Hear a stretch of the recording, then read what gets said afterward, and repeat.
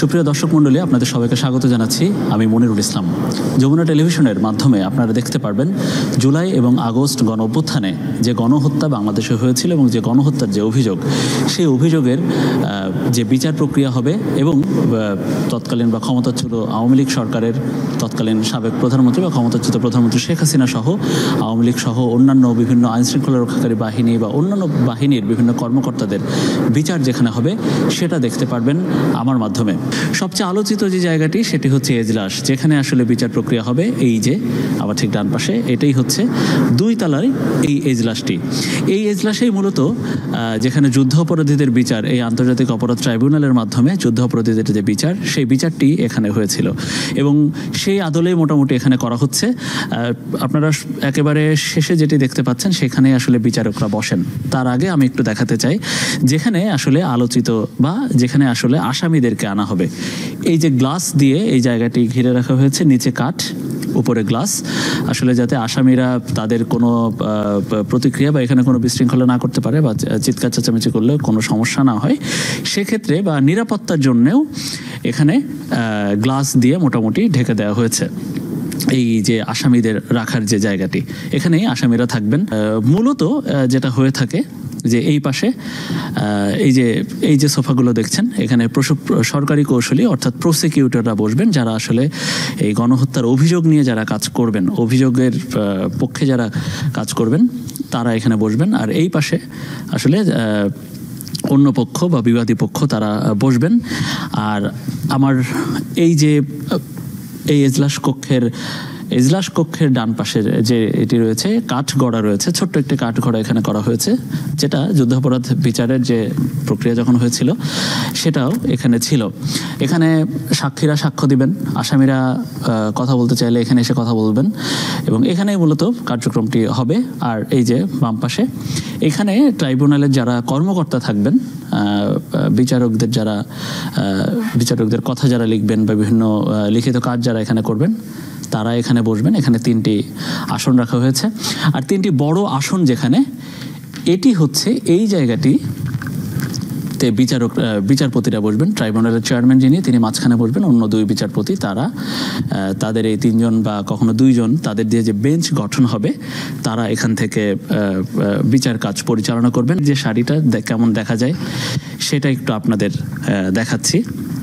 যে বিচারপতিরা এখান দিয়ে আসেন এবং পরবর্তীতে তারা এখানে বসেন। দর্শক, আপনারা দেখছেন আন্তর্জাতিক অপরাধ ট্রাইব্যুনালের এজলাস। আন্তর্জাতিক অপরাধ ট্রাইব্যুনালের নিচতলায়, নিচতলায় এই অংশ থেকেই মোটামুটি ক্যামেরা বা সেই ঢোকা আসলে নিষেধ হয়ে যায়। এই যে দূরে আমার যেখানে দেখতে পাচ্ছেন ওই যে দেয়ালটা, ওইখানে সাংবাদিকরা দাঁড়িয়ে থাকেন।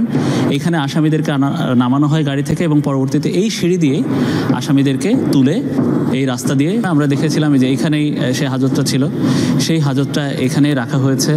আমরা তৎকালীন বিএনপি জামাত নেতা যাদেরকে এখানে রাখা হতো, তাদেরকে এই যে এইখানে রাখা হবে।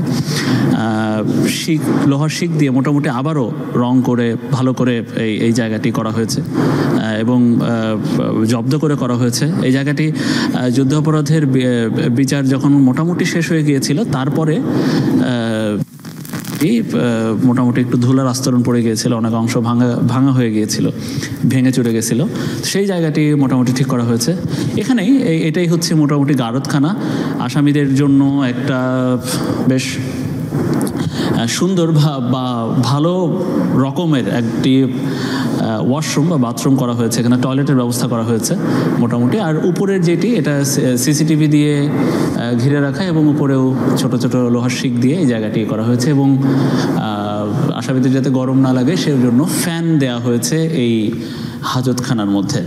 এটি হচ্ছে নিচতলার একটা আকর্ষণ। তো যখন আসলে বিচার কাজ শুরু হবে, আসামিদেরকে শুরুতে এইখানে এনে রাখা হবে। পরবর্তীতে আসামিদেরকে এখান দিয়ে নিয়ে এজলাসে নিয়ে যাওয়া হবে বা তাদেরকে যখন নেওয়া হবে এই সিঁড়ি দিয়েই 2 তলাতে নেওয়া হবে এবং ইতিমধ্যে 2 তলার যে কার্যক্রম যেখানে হবে, এজলাস যেটি হবে, সেই জায়গাটি আপনাদের মোটামুটি দেখিয়ে দিয়েছি। অবশেষে আনুষ্ঠানিকভাবে শুরু হচ্ছে আন্তর্জাতিক অপরাধ ট্রাইব্যুনালে জুলাই আগস্টে গণ অভ্যুত্থানে বা আন্দোলনের সময় নিহত বা গণহত্যা বিচার।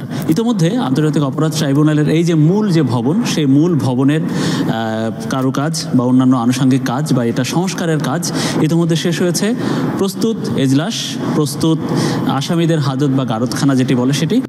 জুলাই আগস্ট গণহত্যা মামলায় আন্তর্জাতিক অপরাধ ট্রাইব্যুনালে তোলা হবে সাবেক ৮ মন্ত্রী, ২ উপদেষ্টা, ১ সচিব ও অবসরপ্রাপ্ত ১ বিচারপতিকে করা হচ্ছে।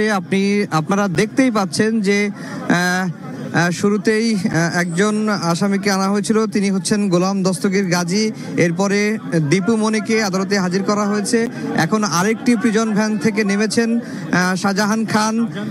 দেখতে পাচ্ছেন যে তাকে ট্রাইব্যুনালের ভেতরে ঢোকানো হচ্ছে।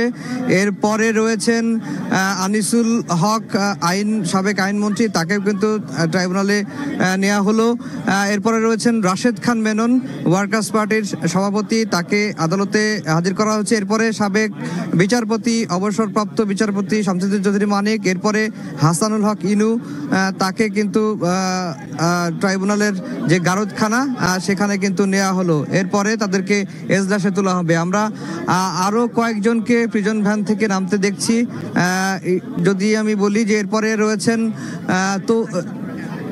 রয়েছেন তৌফিকি ইলাহি চৌধুরী, তিনি সাবেক প্রধানমন্ত্রীর জ্বালানি বিষয়ক উপদেষ্টা। এরপরে সালমান এফ রহমানকে আপনি দেখতে পাচ্ছেন, তাকে আদালতে তোলা হচ্ছে। এরপরে রয়েছেন আরো 2 জন রয়েছেন সম্ভবত প্রিজন ভ্যানে, তাদেরকেও আদালতে নেওয়া হচ্ছে। এরপরে রয়েছেন তৌফিক ইলাহি চৌধুরীকে আপনারা দেখতে পাচ্ছেন যে তাকে আদালতে নেওয়া হলো। এরপরে রয়েছেন জাহাঙ্গীর আলম, সাবেক স্বরাষ্ট্র সচিব, তাকে কিন্তু নেওয়া হচ্ছে। এরপরে জুনায়েদ আহমেদ পলক কথা বলছেন, আমরা সবাই তাকে চিনি, দেলোয়ার হোসেন সাঈদীর ছেলে মাসুদ সাঈদী, তিনি ট্রাইব্যুনালে এসেছেন। একটু যদি তার অনুভূতিটা আমরা জানি। যেভাবে তারা পরিকল্পিতভাবে ষড়যন্ত্রমূলকভাবে হত্যা করেছে, সেই হত্যার বিচার আজকে আমরা দেখতে পাবো। সেই প্রত্যাশা নিয়ে এখানে এসেছি। এটা শুধু আমি একা এসেছি তাই না, আমি আমার সকল মজলুম পরিবারের প্রতিনিধিত্ব করছি। আমাদের সকল পরিবার, বাংলাদেশে যারা ইসলামী আন্দোলনের ছিল, বিশেষ করে 24-এর গণঅভ্যুত্থানের যে নায়কেরা ছিল, সেই সমস্ত শহীদ পরিবারের সকল সদস্যের প্রতিনিধিত্ব করছি। আমি প্রত্যাশা করছি আজকে ন্যায় বিচার প্রতিষ্ঠিত হবে এবং বাংলার মানুষ দেখতে পারবে যে অন্যায় জুলুম করে কেউ টিকে থাকতে পারেনি, আওয়ামী লীগের মতো রেজিমও টিকতে পারেনি। সুতরাং ভবিষ্যতেও যারা এ ধরনের অন্যায় অত্যাচার জুলুম করবে, তাদের জন্য আজকের দিনটি একটি শিক্ষা। এই থেকে শিক্ষা নিয়ে দেশ গঠনে রাজনীতিবিদরা অংশগ্রহণ করবে, এটাই প্রত্যাশা।